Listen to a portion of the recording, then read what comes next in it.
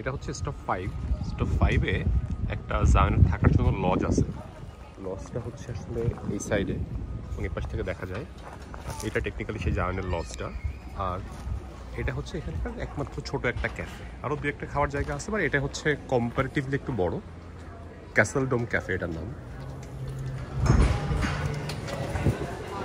এখানে কিছু cold sandwich এবং বানানো কোল্ড স্যান্ডউইচ পাবেন। আমরা আসলে টুনা সালাদ কসমিটা ট্রাই করেছি, তারপর ওটা এখানে ট্রাই করা হয়নি। আর আমরা আসলে এই চিকেনের যে বার্গারটা এবং ফ্রাইস এটা ট্রাই করেছিলাম। চিকেন বার্গারটা নট রেকমেন্ডেড, ভালো লাগে না একদমই। কিছু পিৎজা আছে কিন্তু আমরা খাইনি। কিছু ড্রিঙ্ক আছে, বিয়ার এবং লাইট অ্যালকোহলের ব্যবস্থা আছে এখানে। যদি কেউ খেতে চান সেটা নিয়ে আপনাকে আসলে এখানে বসেই খেতে হবে, এর বাইরে যেতে পারবেন না। যদি আপনি বিয়ার এবং অ্যালকোহল নিতে চান এখান থেকে নিতে হবে। আর এছাড়া যেটা আমি সাজেস্ট করবো, আড়াইটার দিকে যেটা একটু ভিড়টা কম থাকে, কারণ এখন তো জাস্ট 1:00 বাজে, ফুল পিক লাঞ্চ আওয়ার। আড়াইটার দিকে যদি আপনি খাবার নিয়ে এই জায়গাটায় বসে, কালকে যেটা আমরা করেছিলাম, এখানে বসে লাঞ্চ করতে পারেন। আর খাবার বাইরে থেকে অবশ্যই জানি নিয়ে আসতে পারেন, বাট এটা একটা হেসেল। ইনসের একটা জায়গা এখানে বসে লাঞ্চ করার জন্য। বসে লাঞ্চ করে চিন্তা করতে চান আসলে কত ক্ষুদ্র এই দুনিয়াতে। মানে একটা জিনিস বোঝায় বলি, যে টপ লেয়ারটা এটা কিন্তু সবচেয়ে রিসেন্ট লেয়ার। এটা কিন্তু গাছের মতন আছে ভাই, এটা মাটি ফুটে বের হয়ে আস্তে আস্তে পাহাড় উপরে উঠতেছে। এটা তো আসলে বিভিন্ন ধুলাবালি এবং বিভিন্ন জিনিসপত্র জমে জমে এটা উঁচা হয়েছে। তো উপরের লেয়ারটা সবচেয়ে নতুন, এটার নাম হচ্ছে ক্যারামেল লেয়ার, সবচেয়ে সফটার। আর নিচের লেয়ারগুলো হচ্ছে সবচেয়ে পুরনো, 270 মিলিয়ন বছর, তার মানে আসলে 27 কোটি বছর, যদি আমার ফ্যাক্টস ঠিক থাকে। তার ভিতরে যেটা সবচেয়ে উপরের সেটা তৈরি হয়েছে 110 মিলিয়ন বছর আগে, মানে 11 কোটি বছর আগে। ভাবা যায়। এটা হচ্ছে এমারাল্ড পুলস ট্রেইল বা হর্স কোরাল। তো আজকে হচ্ছে আমরা এখান থেকে ডান দিয়ে গিয়ে আজকে এই এমারাল্ড পুলটা দেখতে যাব। এটা খুবই সুন্দর জায়গা ভাই, ব্যাপারটা আসলে সাজেকের থেকে সুন্দর, এটা সত্য কথা।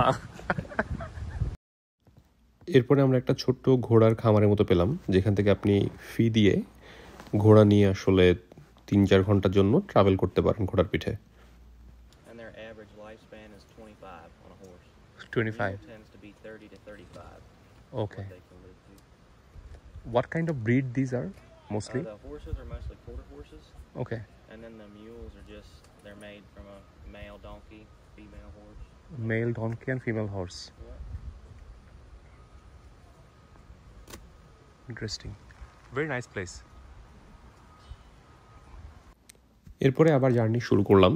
সো এখানে হেঁটে যাওয়ার সময় এই পুলটাতে আমরা আসলে রাস্তায় প্রচুর সুন্দর সুন্দর কিছু ভিউ দেখলাম। আবার আগের মতোই কাইন্ড অফ সিমিলার, নতুন করে কিছু দেখার নাই। ফাইনালি যখন পৌঁছালাম তখন ঘটনাটা বুঝলাম, এখানে আসলে পাহাড়ের এই খাঁজ বেয়ে ছোটো ছোটো ঝর্ণা বা পানির মতো কিছু ফোয়ারা পড়ে, যেটা আসলে বৃষ্টি হলে বা ওই সময়টাতে আসলে আরও অনেক বেটার দেখা যেত। কিন্তু মানুষজন এখানে চিল করতেছে, যারা আসছে হেঁটে।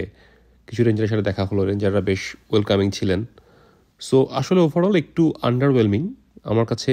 এই পুলটার পুরো ভিউটা পাওয়ার জন্য মনে হয়েছে যে বৃষ্টির সময় আসলে বোধহয় একটু ভালো হতো। অনেকখানি হাঁটা লাগছে, প্রচুর হেঁটে রাস্তায় আসলে সিমিলার ভিউই দেখছি।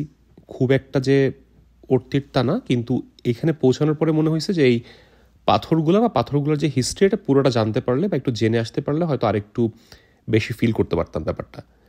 এটুকু একটা জিনিস আমার কাছে মনে হয়েছিল। আর ফাইনালি আপনি যদি উপরে উঠে যান, যেটা আমরা কষ্ট করে অনেকক্ষণ ধরে উঠেছি, ওঠার পরে আপনি আসলে এখানে দেখতে পারবেন যে এখন যে রিমেইনিং ঝর্ণার লাইনটা আছে সেখানে কীভাবে পানি পড়ছে। একটা জিনিস বলে রাখি, সেটা হচ্ছে একটু সঙ্গে নিজের পানি বা স্ন্যাক্স নেবেন, এবং বেশ স্টিপ কিছু আপহিল আছে, এটা দেখার সময় একটু রেস্ট করে করে উঠবেন, তাহলে বেটার হবে।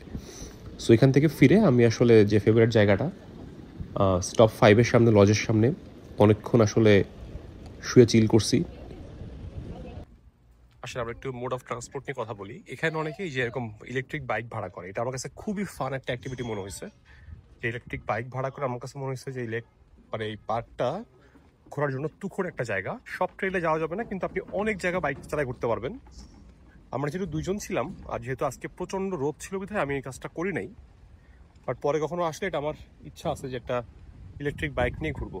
সো সো এই জায়ান ন্যাশনাল পার্কের এখানে একটা অন্যতম বিশেষ জিনিস হচ্ছে ন্যারোজ, মানে যেখানে ক্যানিয়নটা গিয়ে শেষ হয়, যেখানে একটা কানেকশনটা গিয়ে মিলে, ওই কর্নারের জায়গাতে প্রায় 16 মাইলের মতো আপনাকে আসলে জলের ভিতর দিয়ে হালকা পানিতে হাইক করার সুযোগ আছে। এটা খুবই রিনাউন্ড, আমরা এটা করি নাই। যদি আপনি হাইক করতে চান তাহলে আপনি এখান থেকে এই যে লাল কালারের যে বুটগুলা, এই বুটগুলা এবং এই একটা লাঠির মতো জিনিস সাপোর্টিংয়ের জন্য এটা আসলে রেন্ট করতে পারবেন। আবার বিকালে এসে এখানে ফেরত দিয়ে দিবেন। এই যে এই বুটগুলো আপনার সাইজ মতো আপনি রেন্ট করে নেবেন, আর একটা লাঠি এখান থেকে নিয়ে নেবেন। সো এখানে ওনারা লেখা থাকে যে আজকে টেম্পারেচার কেমন, আজকে এক্সপেকটেশন কেমন, এটা পুরোটা এখানে লেখা থাকে। এবং এটার প্রাইসটা আসলে আমি জানি না, আমি জিজ্ঞেস করি নাই। সকাল সকাল আসলে এটা করার জন্য ভালো, যথেষ্ট এন্ডিউরেন্স লাগবে। আমারও তো এন্ডিউরেন্স আছে বলে আমার মনে হয় নাই, বিধায় জিনিসটা করি নাই। বাট নেক্সট টাইম একটু সম্ভাবনা অ্যাডভেঞ্চারাস মানুষজন পাইলে এটা আমি করতে আগ্রহী। বাট আজকে আসলে আমাদের অনেক কিছু প্ল্যানে ছিল বিধায় আমরা এটা করি নাই। আর এখানে হচ্ছে আমরা এসে দাঁড়ালাম বের হয়ে, এখান থেকে হচ্ছে আপনি যে শাটেল যেটা আছে, শাটেল বাসের পুরো লিস্টটা এখানে দেওয়া আছে। ভিতরে যেগুলো আমরা ইউজ করছি সেগুলো হচ্ছে জায়ান ক্যানিয়ন লাইন, যেমন আমরা আজকে 5-এ গিয়েছিলাম, 3-এ গিয়েছিলাম, গতকালকে আমরা 9-এ গিয়েছিলাম। যে টেম্পল অফ সিনাওয়া, এখান থেকে হচ্ছে ন্যারোসটা করা যায়, একদম লাস্টের স্টপটা যেখান থেকে মানুষজন ওই ন্যারোটা করে, ন্যারোতে হাইক করে। আর এটা হচ্ছে আপনার যেখানে আমরা দাঁড়িয়ে আছি এখন, আমরা এখন যাবো স্প্রিংডেল শহরে। সেখানে 6 নম্বর স্পটে আমরা নামবো, কারণ আমরা গাড়ির পার্কিংটা বিতে 6-তে করেছিলাম। যদি আপনি অন্য কোথাও পার্কিং করেন তাহলে নিয়ার বাই যেটা লোকেশন সেখানে নামবেন। এই হচ্ছে ভেরি স্ট্রাকচার্ড এবং খুবই ভালো ফ্যাসিলিটি, অ্যাটলিস্ট ন্যাশনাল পার্কে ভিজিট করার জন্য বা দেখার জন্য। Highly impressed. বাসের জন্য ওয়েট করবো আমরা। আর এখানে নেমে তো হচ্ছে আমরা মেইনলি ভিতরে চলে গিয়েছিলাম আগেরবার। এখন যেটাতে যাব, এখানে একটা সিনিক রাইড আছে। যদি ধরেন আমি এখানে না নেমে, স্প্রিংডেল থেকে সেখানে না নেমে যদি আমি সরাসরি চালিয়ে চলে যেতাম, তাহলে পুরা ক্যানিয়নের ভিতর দিয়ে ড্রাইভ করে যাওয়ার রাস্তা আছে। ওই রাস্তাটা আমরা কালকে গিয়েছিলাম, আজকে দেখি যাওয়া হলে আজকে একবার আপনাদেরকে দেখাবো যে রাস্তাটা কী পরিমাণে সুন্দর।